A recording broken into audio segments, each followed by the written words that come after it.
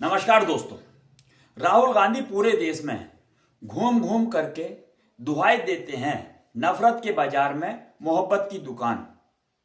लेकिन एक मुस्लिम आईपीएस अधिकारी हिमाचल में उन्हीं की सरकार है और हिमाचल की सरकार उस आईपीएस अधिकारी को लंबी छुट्टी पर भेज देती है और इस पर पूरी मोहब्बत की दुकान खामोश है।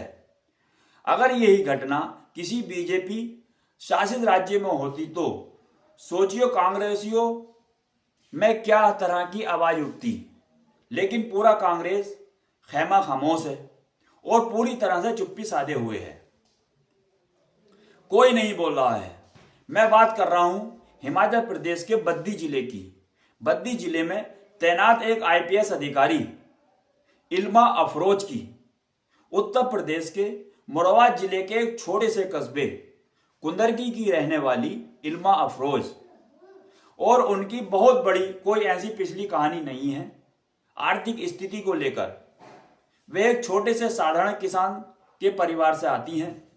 जब इल्मा अफरोज मात्र 13 या 14 साल की थी तब इनके पिता की एक बड़ी बीमारी के कारण मौत हो गई थी। उसके बाद में इनकी मां ने इनको और एक छोटा भाई जिसकी उम्र उस समय 12 साल की थी, दोनों को पढ़ाया लिखाया। कुंदरकी के एक छोटे से स्कूल में पढ़ाया लिखाया। उसके बाद में मुरादाबाद पढ़ने के लिए भेज दिया। घर से मुरादाबाद की दूरी मात्र 20 किलोमीटर थी, जो रोज से वह बस से आना जाना डेली अप डाउन घर के लिए करती थी। मुरादाबाद से 12वीं करने के बाद वह दिल्ली पहुंचती हैं। दिल्ली पहुंचने के बाद अपनी मेहनत और लगन से लड़की लंदन की ऑक्सफोर्ड यूनिवर्सिटी वहां पर पहुंचती हैं और स्कॉलरशिप लेकर पढ़ाई करती हैं। जिस हिंदुस्तानी लड़की ने न्यूयॉर्क में रहते अमेरिका छोड़ दिया और देश की सेवा के लिए भारत की ओर मुंह मोड़ा, उस इल्मा अफरोज को मेरा सलाम।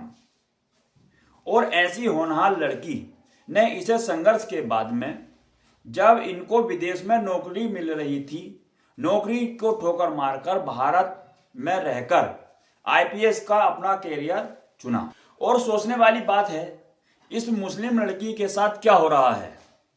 उत्तर प्रदेश में जो कुछ होता है उसको लेकर कांग्रेसियों की सरकार, कांग्रेस के नेता खूब सोशल मीडिया पर लिखते हैं, डिबेट में चीखते हैं, प्रोटेस्ट भी करते हैं।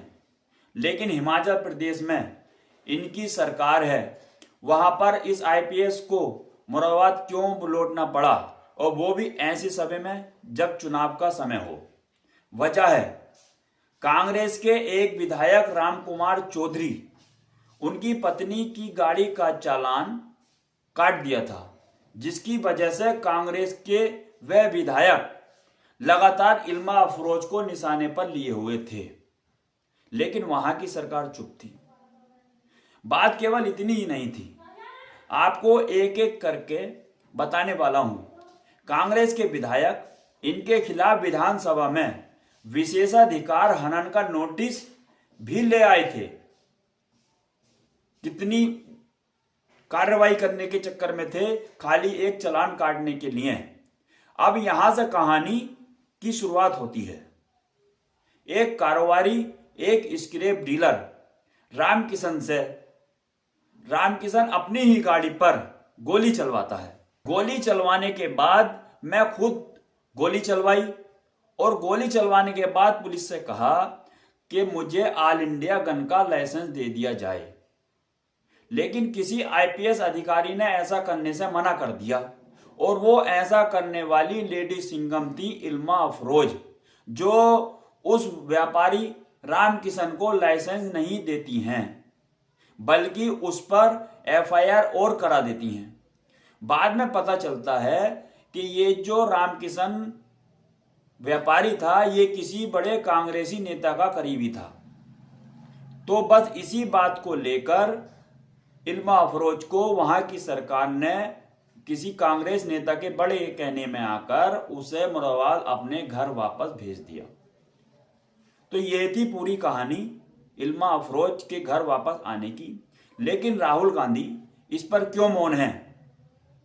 हम तो राहुल गांधी से पूछना चाहते हैं ना, राहुल गांधी इस पर क्यों मौन है? राहुल गांधी तो मुस्लिमों के ठेकेदार हैं, मोहब्बत की दुकान चलाते हैं और मोहब्बत की दुकान जेब में लिए घूमते फिरते हैं। एक ऐसी लड़की जिसके पिता का साया मात्र 14 साल की उम्र में सर से उठ गया था, जिसकी मां ने मेहनत करके लड़की को देश की सेवा के लिए बनाया। राहुल गांधी की बहन प्रियंका गांधी भी कहती हैं कि हम महिलाओं के साथ हैं और नारा देती हैं लड़की हूं, लड़ सकती हूं। तो फिर ये कहां गया मोहब्बत की दुकान और कहां गया ये नारा? मैंने आपको पूरी बात समझा दी है।